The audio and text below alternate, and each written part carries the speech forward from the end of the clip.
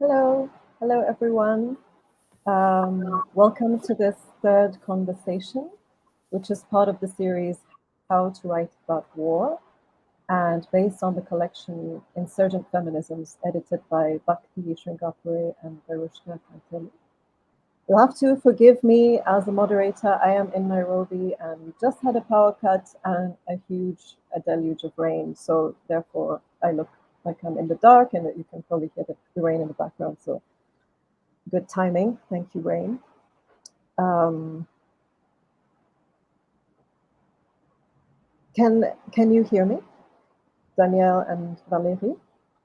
Yes, we can. Can you hear us?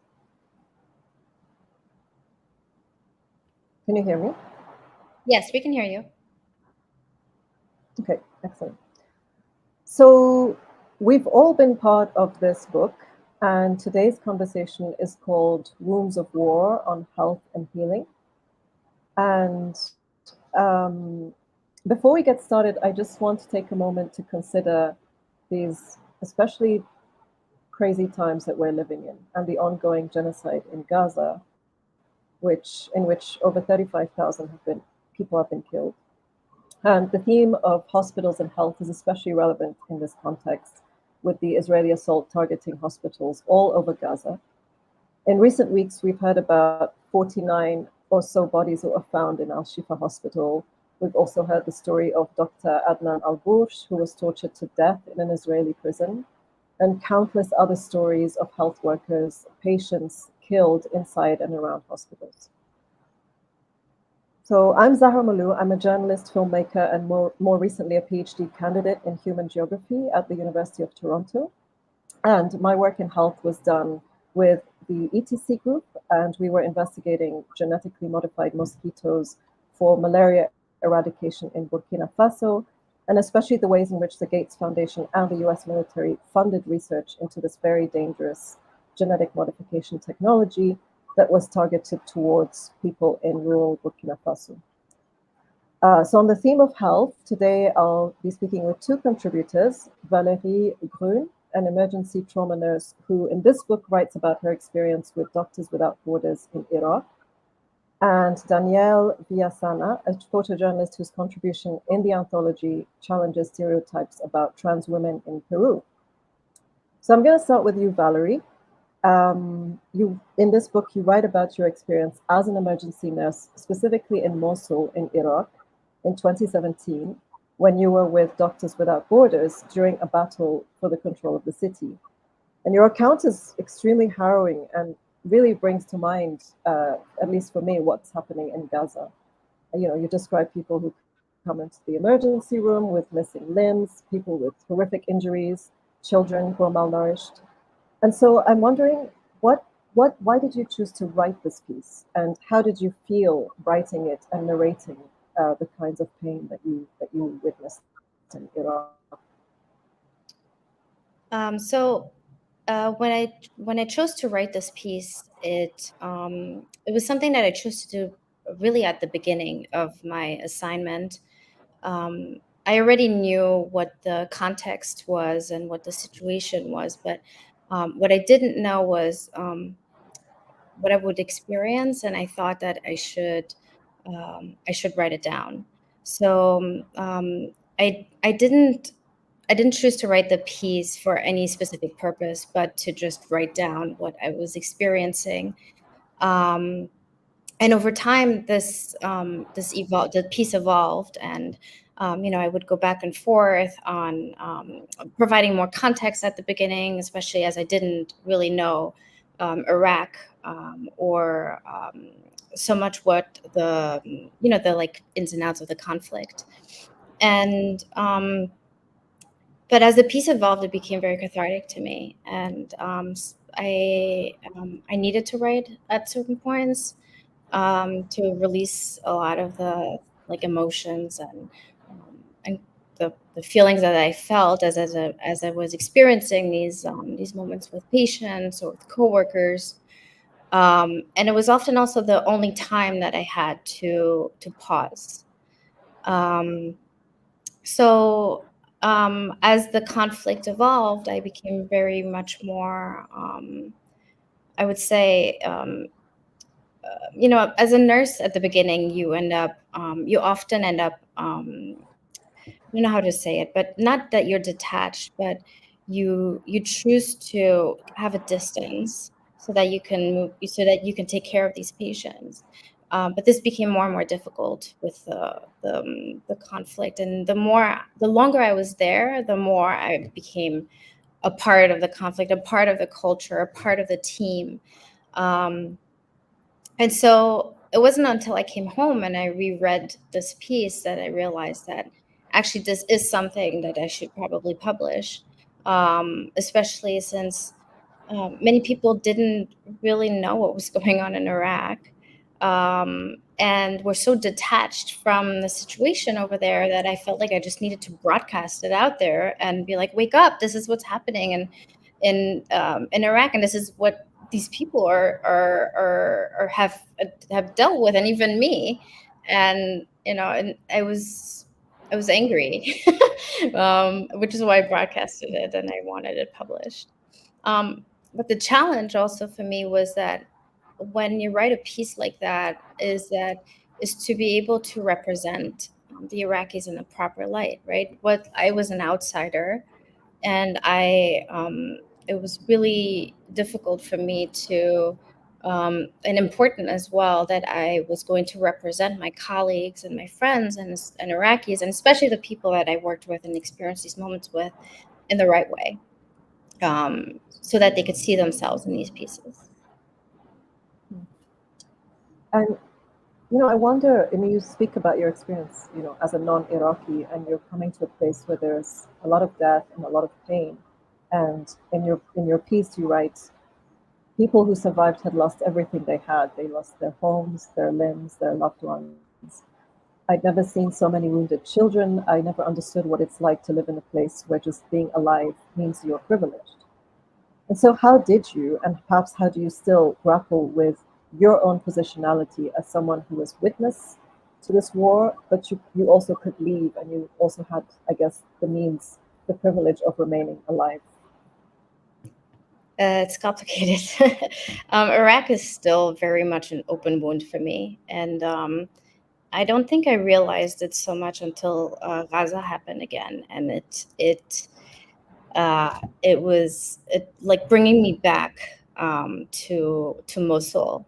Um, at the time, Mosul was considered like one of the worst wars since World War II. They considered it like to be like World War III, and it was a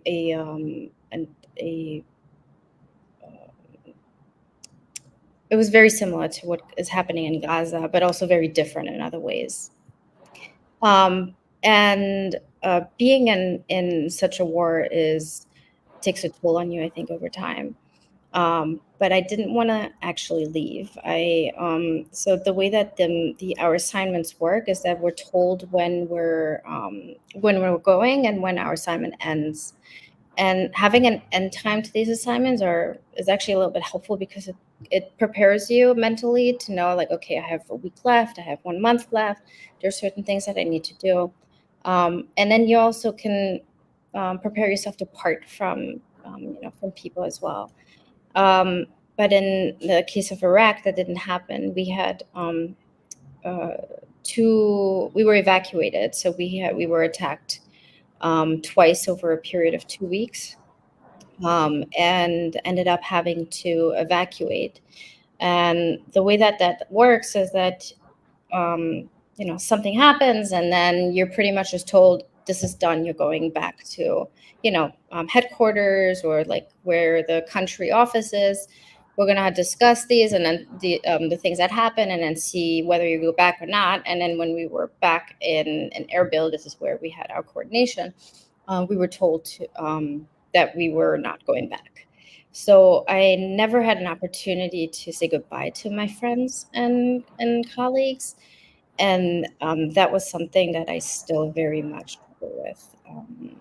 It reminded me once again of my privilege, in a sense, and that I, first of all, get to leave, right? I get to leave a place like that, and I get to go home, to be fine, to walk outside, to go to the store, to just daily life, the daily activities of life, right? Which can't happen in a place, in a war zone. And but also I realized just my privilege of just the fact that, you know, I went over there and I felt like I was like them, but I'm not.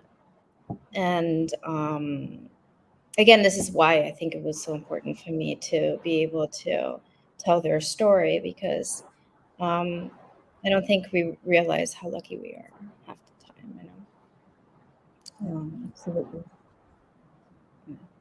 I think a lot of people feel like that. When it comes to Gaza, like we are here living our lives, those of us who are safe, and yet this genocide is continuing at exactly the same time. Yeah, exactly. I think that when it comes to Gaza, I also feel so guilty that I can't even go and help. Being that I've gone to so many war zones, you know, and there's not even that choice so much. I mean, Yeah, sense of helplessness. Well, Danielle, I'm going to turn to you, and your piece is very different. Your piece is about a trans woman, a sex worker in Peru, Piojo, who you write about her, and she's admitted to hospital with tuberculosis, contracted from having HIV and then AIDS. But it seems like your piece more broadly is about the challenges facing trans women in a conservative, quite transphobic society. It's a very different take to, war, writing about the injured body. So I'm curious what prompted you to write this piece, and how do you see the injured body through your own writing? Hello. So that story is part of a long-term project that I've been dedicated to for more than 10 years now, looking at the life-threatening challenges that transgender women face throughout the Americas, because now I'm focusing on trans migrants who have made it, to the United States. And so this long-term project started in Argentina, and then I continued it when I moved and was living in Peru, and has since I've looked at other factors and added chapters to this long-term project. So it wasn't just a sort of like one-off story for me in the topics that I focus on, and I guess primarily as a photojournalist, we try to tell stories visually through photographs. But I believe in the power of, combining text with photography, with even other elements that can help convey, these sometimes impossible, facts and to imagine.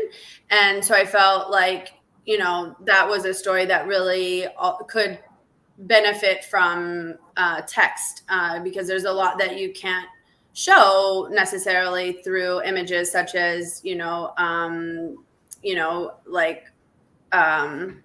is the word I'm looking for? Like structural discrimination, like how, or even Piojo's past, she had been rejected by her adoptive parents and had experienced a lot of abuse and trauma as a child. So there, I couldn't photograph that because it was in the past. So, but being able to include that through text and context of Piojo's life. And so that's how I, decided that this was actually a piece that warranted text as well. And in fact, this chapter of my long-term project, which is called A Light Inside, I actually published as well into a book. So that includes, obviously a lot of text. And yeah, again, just being able to leverage the power of text with photography and leverage the power of photography with text.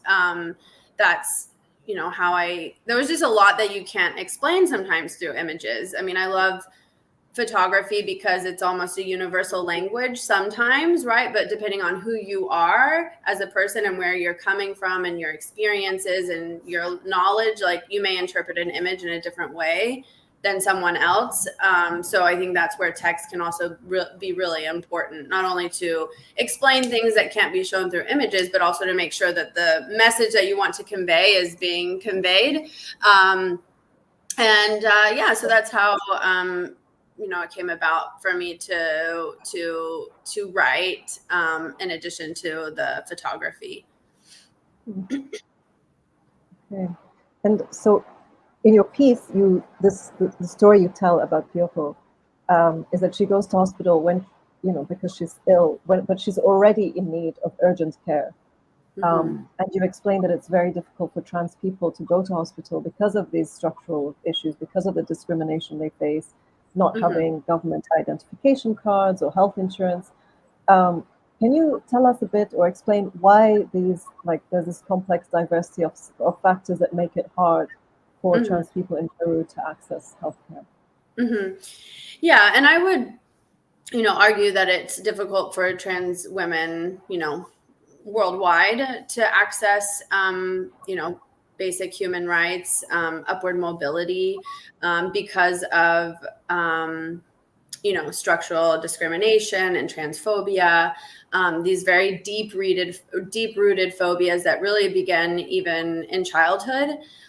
So Peru is not unique in that, it's a more conservative society, and these issues really begin in childhood, where women face discrimination and rejection from family members, from the church, at school, and their gender identity is not recognized, and so there's a lot of trauma and conflict around that, and so it sort of offsets this snowball effect that just continues to build throughout their lives. So from rejection at an early age, oftentimes trans women will leave the home at an early age, 13, 14, even younger sometimes, and find themselves, without any sort of family support, without any economic support. And because of the inability to find employment,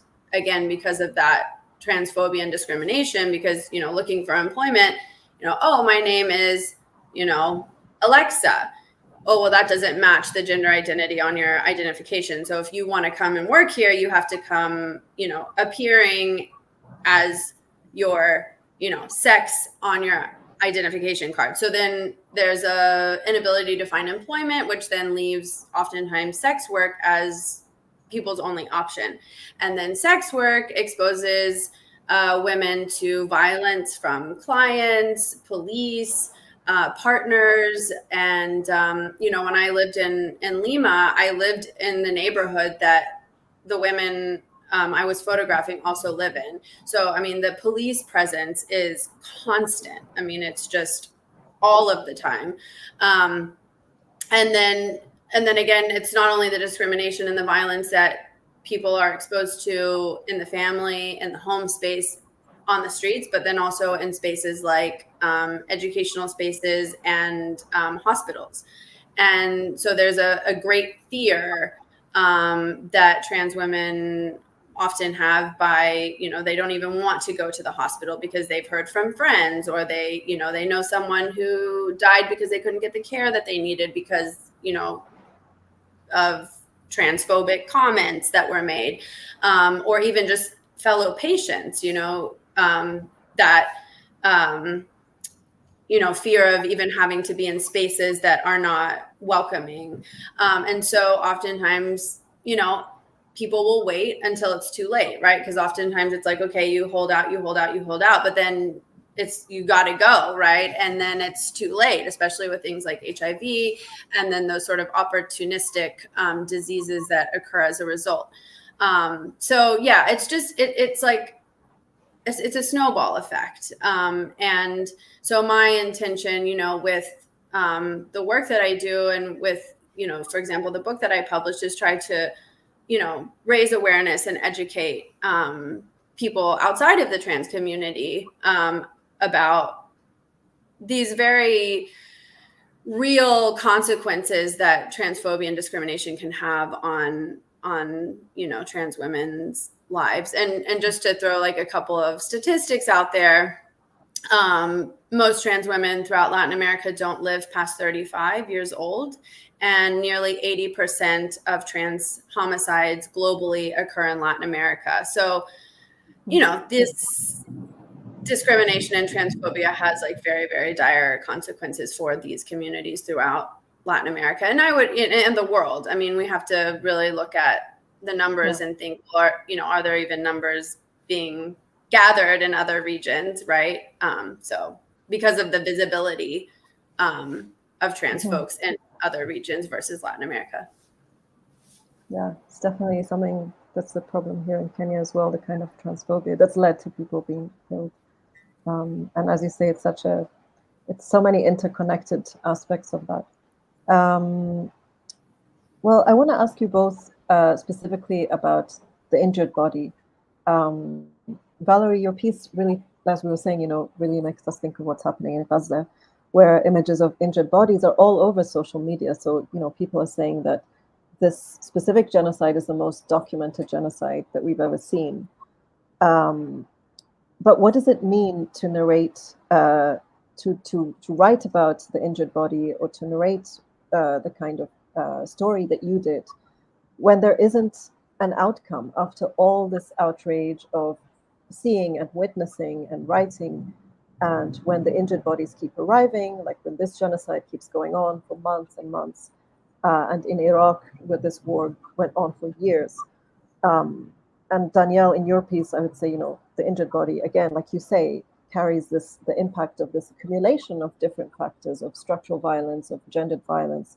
So what happens when these injuries sort of go on over the long term and persist, either because of this genocide, or for instance, in your case, in your piece, Danielle, from sort of structured violence? I guess I'll go first. So I think it's still important to narrate the injured body, even if a war continues for a long period of time, because it's more powerful than just hearing numbers, right? So when you're hearing, there are 13,000 children who have died, right, in Gaza. The number, obviously the number is you're like, wow, this is incredibly, it's incredible how many kids have died. But the impact that you have on an individual, that you can have on a person, I don't know if it's the same when you hear a story behind it, right? So, and I think I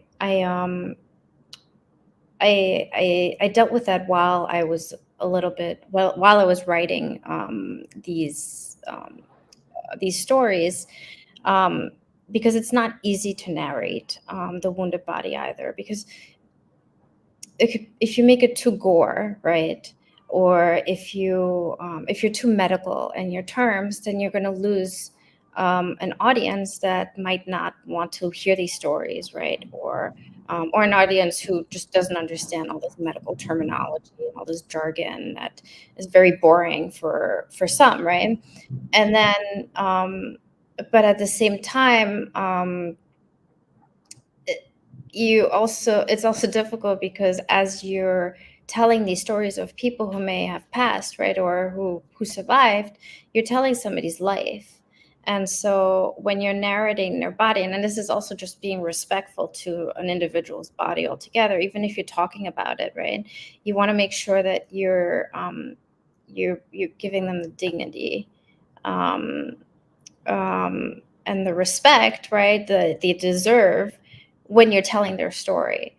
And so as I was writing the stories of these patients, I was very raw in my first draft. The draft that I chose to publish was edited multiple times, and I checked with friends who were who are medical and who are not medical on like, you know, what can you handle, right? What should I leave out in a sense or reduce, so that you continue reading, because the goal wasn't to lose people either. But I still wanted it to be strong enough to know that this was really terrible. And ultimately, I think the purpose in narrating these patient stories is to prompt the reader to, at least for me, it was to prompt the reader to reevaluate and relearn the Iraqi story. I think there's a certain narrative that's been that's in place, right, in the media, through what we learn even in school and politicians, and I wanted to rehumanize my friends, you know? And I think that the reporting that's coming out of Gaza right now, right, it's done by, you know, some people are reporters, some people are writers. I think they're doing the same thing, right? They're trying to rehumanize people that are where the narrative in the media is a complete opposite. So yeah, so that was my goal. Danielle. Yeah, I mean, a lot of what Valerie said resonates a lot and is, you know, very much in line with what I was thinking. So, you know, Valerie said it all. No, I'm kidding. I'll add to that. But yeah, I think because of social media, because of the nature of the media in general, how fast moving it is and how accessible it is, there is an overabundance of images and stories. And so we definitely, I think, run the risk of desensitizing you know, the injured body and pain and war and poverty. And, you know, it's really easy, I think, for, you know, people to just keep swiping or keep scrolling, you know, the doomsday scroll, right? It's like we're just constantly being flooded with images of pain. So for me as a photojournalist, whether that's in a long-term project or even on a one-day assignment, I try to show the broader story or the broader context of an issue, to push back against, you know, stereotypes or very narrow narratives that in the media. In fact, one of the reasons that I wanted to start my long-term work on trans communities and why I've sort of stuck with it is because, especially at the time when I started this work, you know, more than 10 years ago, I didn't see the types of stories in the media that that honor the humanity of these communities, that, you know, just show sort of the daily life, almost mundane, but to me beautiful daily life moments that we can all relate to. You know, playing volleyball with friends, giggling on the bed together, like on a, you know, slumber party, or, you know, just these moments that like most of us can relate to, right? Love, friendship. And there weren't pictures like that in the media at the time, especially at that time. I would say it has changed a lot, especially as more trans photographers get behind the lens. These narratives are becoming much more complex and really honoring the reality of these women's lives, that it's not all pain and, you know, suffering. Of course, that is a factor that we don't want to ignore because it affects, you know, life expectancy, and, you know, there has real consequences. But I think if we can paint a fuller picture, and as Valerie said, you know, honor people's humanity and honor the dignity and push back against these misconceptions in the media, hopefully it can make people pause, you know, when they're doomsday scrolling, right? Like, oh, that's something that jumps out to me because it's saying something different. And so I try to do that in my work. Think about, okay, what are the misconceptions? And sometimes it isn't even that like intentional, but I'm trying to look at the full picture, right? Those moments that seem mundane, but that are very profound because maybe it's one that we don't think about or we haven't seen. And on the topic of, you know, what we're seeing coming out of Gaza, you know, I find that, you know, the pictures, for example, that we see of children and families before what's happening now are really impactful, right? Because those images, you know, at birthday parties, at, you know, a baby shower, at a, you know, it's like these are images that show humanity and that that anybody anywhere can relate to, right? Not everyone, like Valerie mentioned earlier when talking about privilege, you know, not everyone can relate to war. So sometimes it's like, oh, moving on, you know, but if we can stop people to see other humans as humans, I think that can be really powerful in terms of educating and, you know, creating empathy. And then hopefully that empathy leads to other things like the choices we make and all of those things that then can have more ripple effects. Yeah, I think the images of Gaza before are so sort of so startling when you compare them to now. And since, as you mentioned, Valerie, I think there's been such a concerted effort in the media of dehumanization that I think both your pieces and other forms of writing are, you know, I think in a way counter that sort of dehumanizing, this deliberate strategy of dehumanization that we see, especially with Gaza. Right. But I wanted to, sorry, did you want to say something? No. I wanted to just go back to the fact that you're actually, Danielle, you're a photojournalist, and Valerie, you're a clinician. So you both have this work that you do, and then you're also doing this writing. So I wonder if you can talk about how you managed to, you did talk about this before, Danielle, the way the image doesn't tell the whole story, and so the writing sort of goes into more of the depth of that.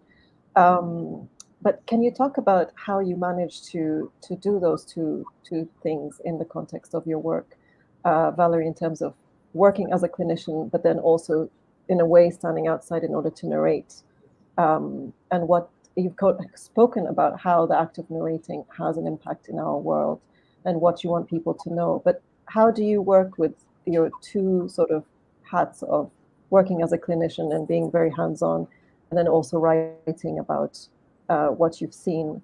And Danielle, if you can also talk a bit more about the process of taking images, making images, but then also thinking about the let's say the more detailed side of the stories you tell. Danielle, I'll let you answer first. I have to think about it. Valerie's like, it's your turn to go first. No, I'm just a little bit more. I'm like, dang, okay. Yeah, I mean, as a photojournalist, I mean, the way that I can tell stories and using my strengths is like through images, you know, I mean, that's my tool that I go to. But you know, being a journalist is hard, you know, as a photographer. It's like, you know, I don't have to make a whole lot of phone calls to representatives and stuff like that.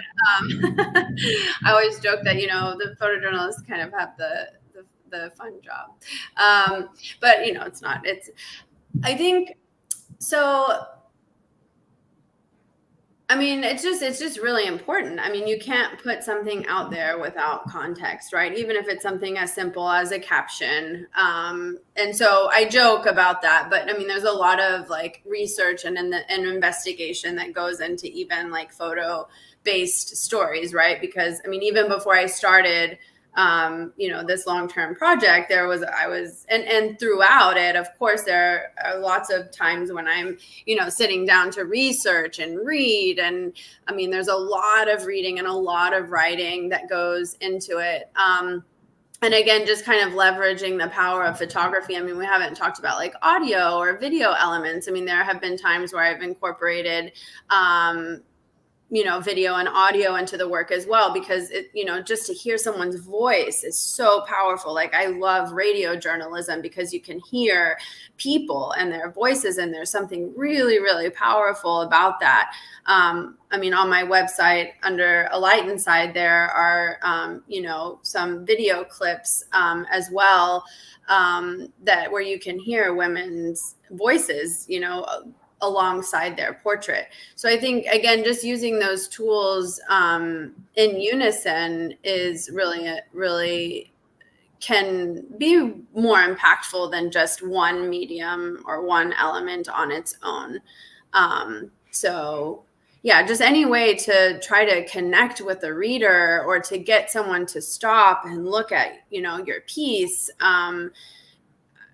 They work hand in hand beautifully together. And not only that, but it's important, it's not, I mean, art is amazing too. I'm not to knock art, but the beauty of art is that you can interpret it however you want, right?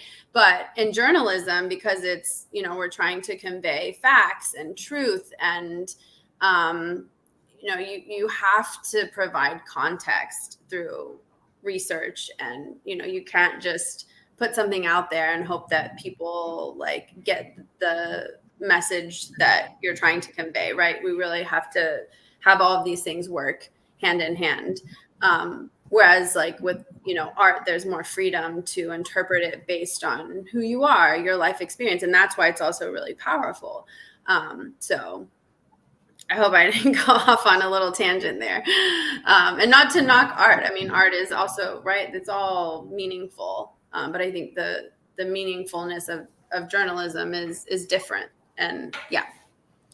It makes me think of different forms of documentary, the sort of investigative journalistic type that's one feels is impactful because it addresses the sort of factual elements, but then you have all these narrative documentaries where you have just a personal story that you follow, but then it's difficult to get the deeper context in there.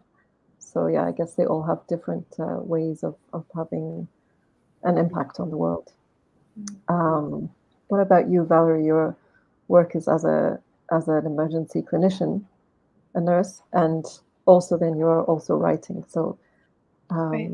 How do you manage those two? So I think that if you're a clinician who works in a war zone or who works with an NGO, right, works in a crisis that's going on anywhere in the world, in a sense, like it's our duty to also, as people who are bearing witness to a lot of atrocities, to also bring these stories back.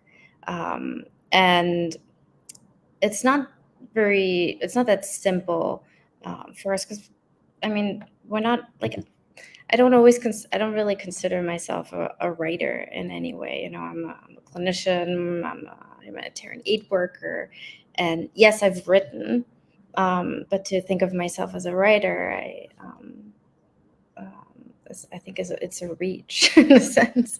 But for me, it comes with a purpose, to be able to bring back stories that often don't actually reach people here, right? Because they're being censored either in the news in some way, or but also to educate people. And I think as clinicians, we're also educators, right? We educate our colleagues, we educate on the field, but we also educate with stories, and I think that's important to do as a clinician. Mm-hmm. Is there a way in which, your work as a photojournalist, your work as a clinician, Valerie, and the writing you do about the injured body? I mean, we're talking about people who are, very vulnerable. Is there a way in which this kind of work can end up being co-opted by humanitarian organizations, NGOs, government institutions? Can narratives about vulnerable bodies be misused? Absolutely. I know that for the NGO that I worked for, we're very careful in how we will report on something or describe things, because it has huge implications on even like the security of our staff on the field, or a project even. When I came back from that specific assignment, given that the fact that this project was closed after I was evacuated, it didn't have many implications for that specific project, but it did for other MSF sections, you would say, and other people who were currently working in our projects.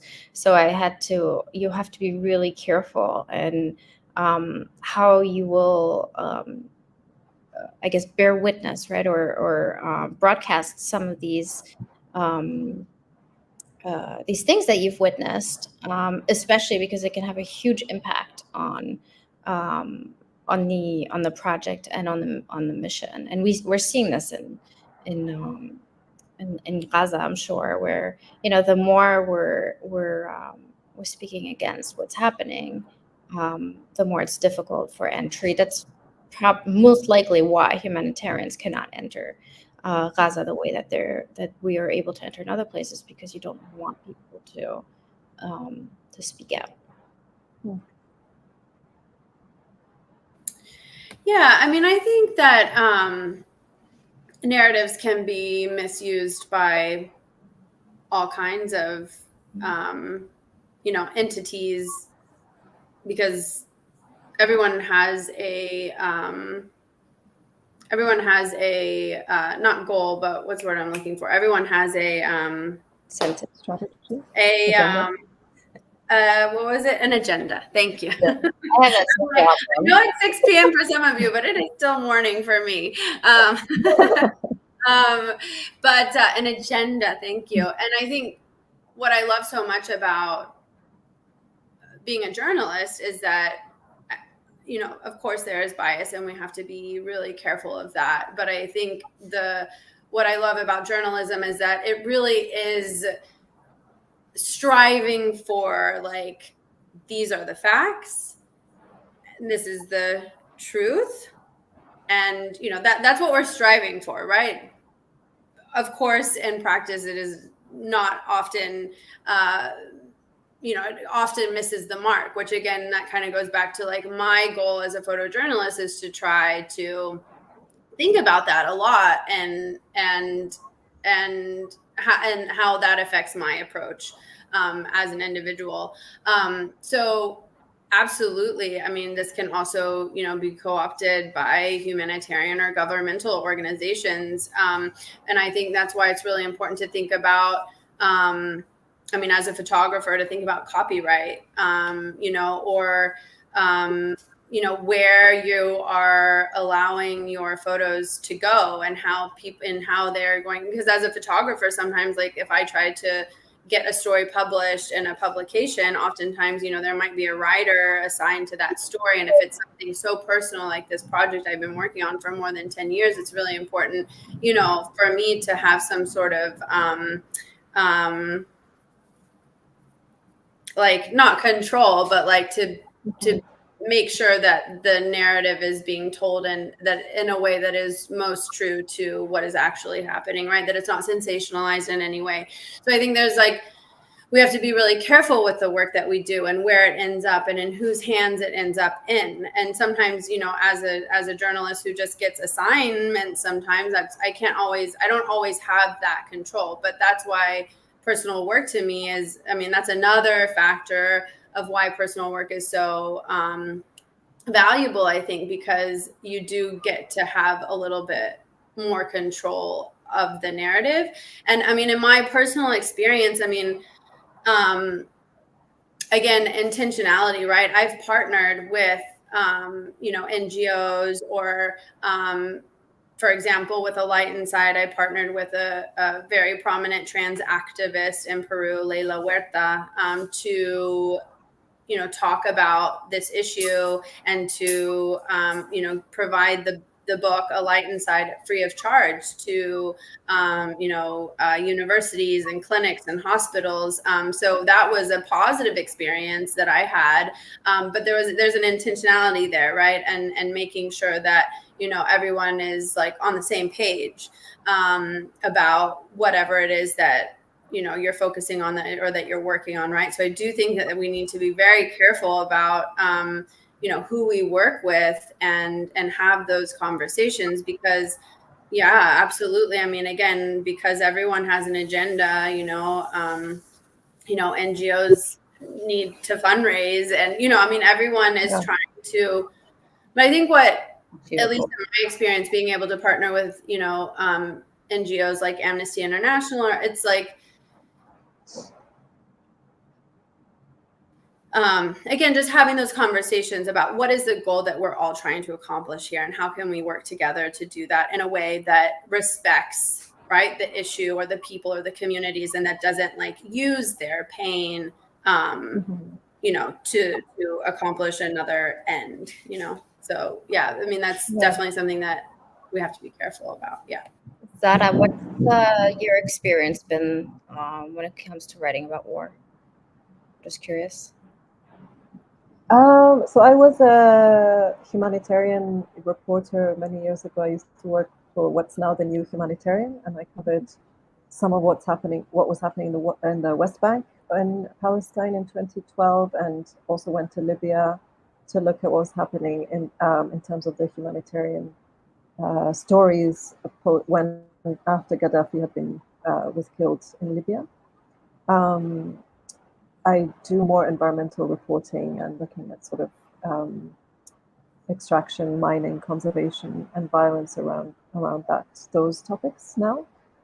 But what I thought was really interesting about this idea of weaponization is certainly in the case of Gaza, of course, is the extent to which, even though there's a genocide, even though that's the real, a material, actual killing of people, you're still, you know, Israel is still able to justify it as they are the ones in pain, as they are the ones who are reacting to pain, or they are the ones who've been attacked. So it's just very interesting in terms of narrative, ways in which pain and the injured body can be instrumentalized in that way.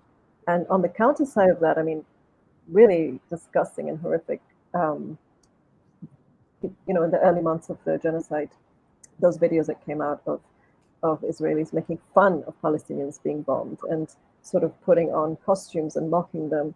And so there are just these different ways in which bodies and pain and these kind of what's happening has been, there's just so many different aspects to it. And the instrumentalization of pain is something that's so central to what, you know, everything that's happening with Palestine.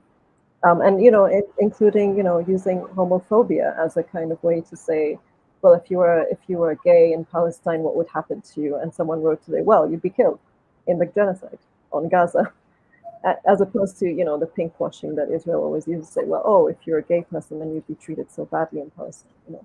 So it's just different ways in which I think there are these very serious, like very real killings of people and a genocide, and then you have this kind of whole other narrative of instrumentalizing pain in this way. So it just made me think about that. But yeah, I don't know if that's been part of your thinking on this at all. Oh yes, of course. I mean, when I watch what's going on or see what's going on, it's very much, it's very obvious, at least to somebody like us, to people like us, right? What is being done by Israel in terms of the narrative, but people believe it.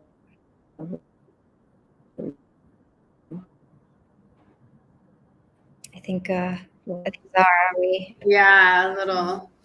I was like, uh-oh. Yeah, and just to, I think that's why the role of, like you said, humanitarian organizations being allowed to go into conflict, zones, not only in Gaza, but around the world, and journalists as well. A lot of the information that we're getting out of Gaza is from journalists who are there, who are from Gaza, who are working there. And of course, we've seen a lot of deaths of journalists as well, unprecedented. So I think that's something, that we also need to consider, how journalists are also targeted, around the world as a way to,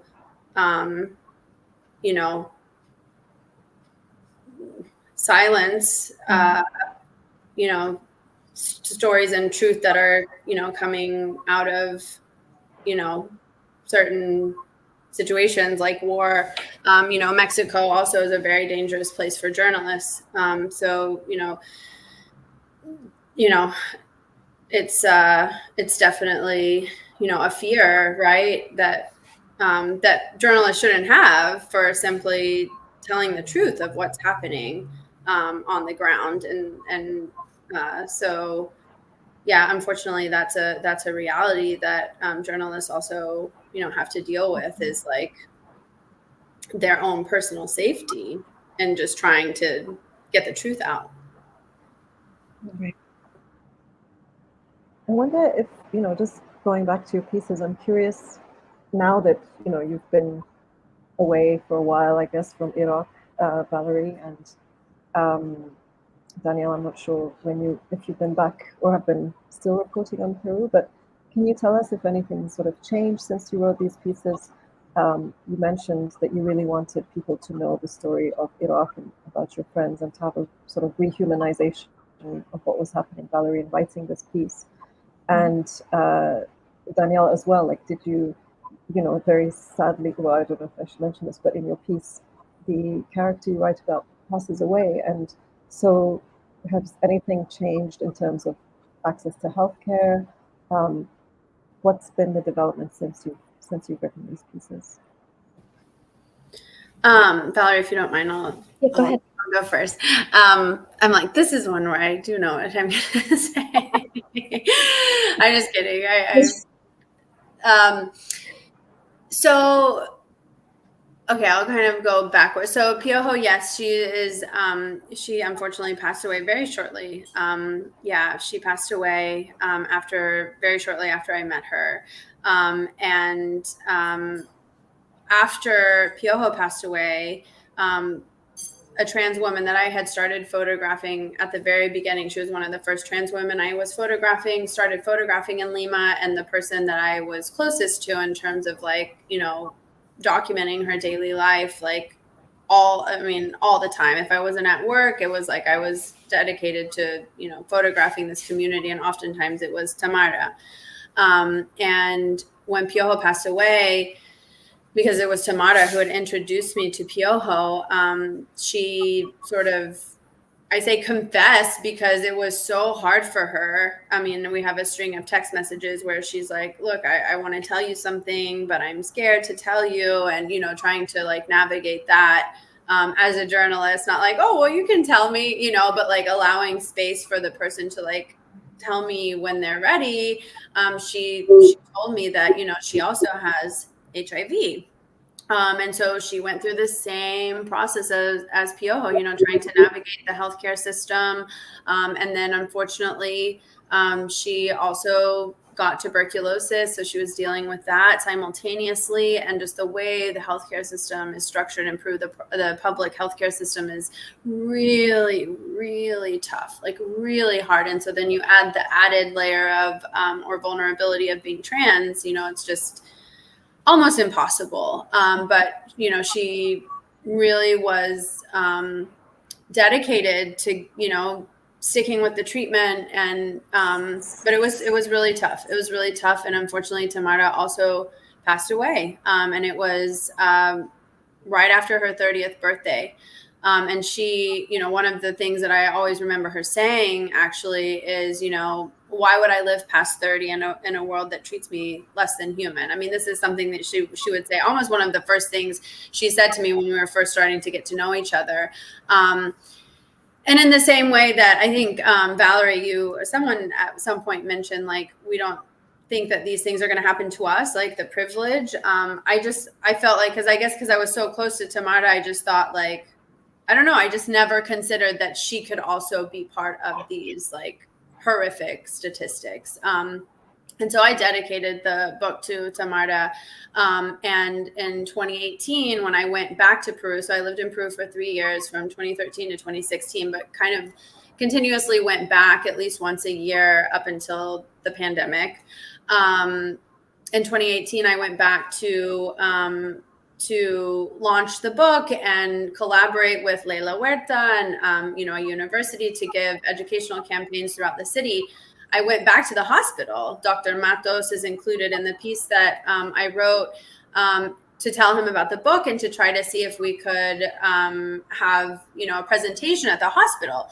And that is when he told me, well, you know, actually, like, and it's a public hospital right behind the community where, you know, the women that I was photographing live. And he said, you know, we are opening up this consultation area specifically for trans women. So an area of the hospital where trans women can go and it's just for them, right? So they don't have to face like other patients. They're dealing with doctors and nurses who are educated about trans issues. Even something so simple as using the name that they say, this is my name, as opposed to the one that might be on their identification card. And this was, I think, probably still to date, the only public and probably private hospital, don't quote me, but could be pretty certain about that has a consultation area only for trans women. And that was amazing to me. I mean, I was like, wow, that's incredible. You know, thank you so much. Like, and he said, you know, thank you. Like, had you not been doing your work, because every time Tamara and Piojo would go to the hospital, I was with them, obviously, to, you know, photograph. And so we had a lot of conversations. And he said, you know, thanks to you and your work, I wouldn't have even known that this issue was in my backyard because, you know, like I said, the community and the hospital were very close. So there's definitely a power in storytelling and documentation that can reach people who should know about this, but maybe, again, because of discrimination and transphobia, you know, on the same way that, you know, sexism affects, you know, men too, right? So so that was really an incredible positive change that happened in the time since, you know, writing that piece. Unfortunately, very recently, the government, and it like just happened, so, you know, there's a lot more like research that I need to do to have the language around it, but yeah, basically the government now identifies trans people as mentally ill. And that has happened, you know, very recently in Peru. So it's really disheartening to, you know, see such a positive step for accessing healthcare for trans women, you know, years ago, to then, you know, seeing something like this happen in legislation. So yeah, I think it's oftentimes, you know, 2 step forwards, 1 step back. But yeah, so those are some things that have happened since then. Wow, quite major developments. Valerie, have you heard from your friends in Iraq? Have you stayed in touch with them? Can you tell us a bit about the time when you wrote this piece until now? What have been some of the changes in Mosul where you were? Right, sure. So while I was there, it was the height of the battle. So I was there really only a short 3 months, even though it felt like for a lifetime. And during that time, it was the height of the battle. And when I was evacuated, so this was towards June, um, the battle, which I didn't know at the time, actually ended 3 weeks later. And so they had intensified their strategy. And I'm not sure if you know what the context fully is, but it was an international coalition against the Islamic State. And the Islamic State had a very small territory left, which was about 1 kilometers away from the last hospital, where I was working out of. So the battle was very much concentrated in that area. Then I was evacuated. The war was concluded as being officially won, I guess, the battle, several weeks later, which then only really meant that, the military kind of retreats, and then people really get to, I guess, see the effects, right, of what has been going on. So it's a lot of, so many families obviously were displaced. Children, there were a lot of children who became orphans from this battle, and many of them ending up in internally displaced camps. There was actually a story of a young girl who ended up in our hospital. She was injured at the front line. She was, I think, about 3 years old, and she arrived by herself. And I became her caretaker over a period of a few days, while we were trying to figure out, is there a way that we can find her family so that she doesn't end up in this camp? And we kind of used social media, so Facebook, and just blasted her picture.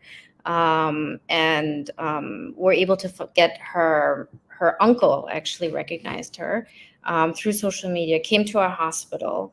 I obviously became really overprotective because I'm like, who are you? Or do you really know, do you really know this child? And he's like, yes, this is, blah, blah, blah. I don't want to say her name. And she had a beauty mark on her specific spot. And I asked him, I was like, she has a certain mark on her body. What is it? What color is it? And where is it? And he was like, oh, it's in this location. It's that color. And, so that's how I knew that he was actually family. And so I didn't actually give the child to him. He mentioned that the mother and her siblings, who were also injured in this blast, were just in another hospital further away. And so I asked him to bring the family so that they can be reunited in our hospital. And then that we would care for them there. So I, since then, have kept in touch with some people who I obviously built really strong relationships with, and did check in on her to see how she was doing, not directly, but through my contacts to see she's thriving. And she's living the life of a young girl who she's going to school. From what I heard, she's doing well. So she's someone that I will always remember, in terms of a story that really, or a person that really had a huge impact on me. And since then, Iraq obviously has rebuilt. So when I mention Iraq, obviously the war was very much focused in the north. So in Qayyara, Hamam al-Alil, Mosul, and so that region has been rebuilt, not fully, but that people are able to live life normal-ish since. As far as what the current context is like in reality, that I don't know. But I know that it's not the same context from when I worked there. So in a sense, it's better. Yeah. But, yeah. Yep. Oh, we lost Zahra. Yeah. But yes, your perspective, Danielle, and your I can very much, even though the context is very different, I can very much relate to a lot of things that you're saying. I think altogether, when you kind of work in this space, you get to see people differently, and which I often don't really see with a lot of people who have not actually been in that context. These conversations are important, and I'm glad that I was able to have it with you. Yeah, likewise. Yeah, and there's like, I have a lot of, well, not a lot, but there are definitely, several photojournalists I know who have transitioned into like medical care, like whether that's becoming an EMT or, a nurse in conflict zone. So I think that, like you said, it's a cliche, but like when you bear witness firsthand, there's something really powerful about that. And of course, the power and then trying to convey those experiences and what you see to others who can't be there, is really, really important. So, yeah. It's been an awesome conversation. I think we were about at time Yes. anyway. So Zahra was like, okay, I'm done. Bye. Yeah, it was a really, really important and lovely conversation. So Zahra was in a power cut in Nairobi, so she won't be able to join anymore. But yeah, thank you everyone for joining. Yes, thank you so much.